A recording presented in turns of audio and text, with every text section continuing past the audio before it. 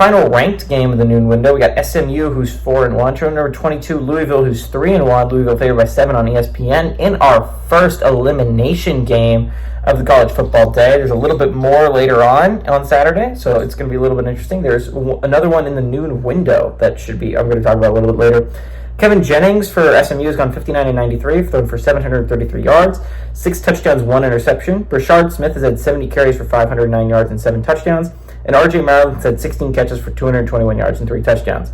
Tyler Shuck has gone 76-117, thrown for 1,114 yards, 11 touchdowns, 1 interception. Isaac Brown has had 29 carries for 245 yards and a touchdown. And Ja'Cory Brooks had 22 catches for 368 yards and 4 touchdowns. SMU is 2-0 against Louisville all time. They played in 1983 and 1984. SMU is 1-0 at Louisville. 18 points was the closest game between these two teams.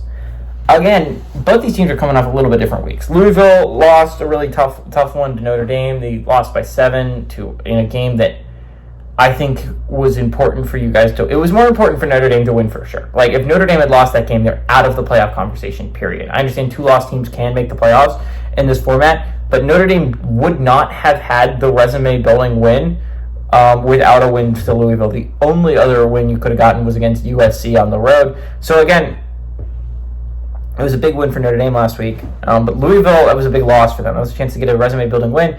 It proved that you're up there with the Miamis and Clemsons of the ACC. Now, again, it doesn't matter for ACC play, but it would have really improved your image in the public's eye, right? That could have been a big game for you to win. SMU, on the other hand, went to had Florida State come to them, and they kicked the absolute loving crap out of FSU. SMU looked like these far superior football team. It did not look close on the football field. To be fair, Florida State looks like a bad football team, like probably the worst in the ACC. But that loss against BYU, that close 3-point loss at home against BYU, it looks better and better by the day. BYU is looking like a threat to win the Big 12, threat to be a playoff team. So, I mean, again, that loss is not embarrassing at all. And this is a chance to get yourself back on the map if you're SMU. You go and you win this football game. You go to Louisville and you beat them. Suddenly, people are going to start talking about you as a dark horse to win the ACC again, right? You don't have an ACC loss yet.